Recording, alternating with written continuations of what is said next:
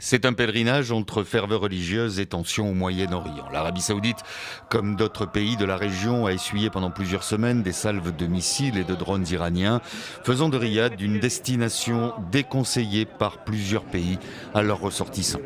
Même si le gouvernement britannique me dit de ne pas venir en Arabie Saoudite ou quoi que ce soit, j'ai décidé de venir par tous les moyens possibles. Avec la guerre, j'étais très anxieux. J'étais inquiet pour le vol parce que mon avion faisait escale à Amman, qui est la frontière de la zone, donc c'est un peu dangereux.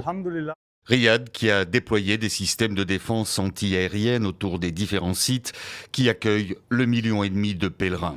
Et avant le début officiel du Hadj, les autorités organisaient une démonstration des forces de sécurité pour rassurer.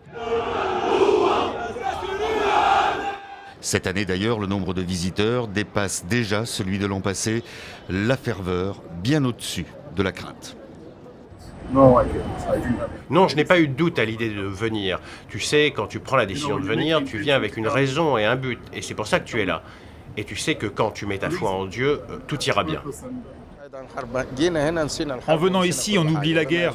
Franchement, ce qu'on ressent ici, c'est indescriptible. C'est quelque chose de spirituel.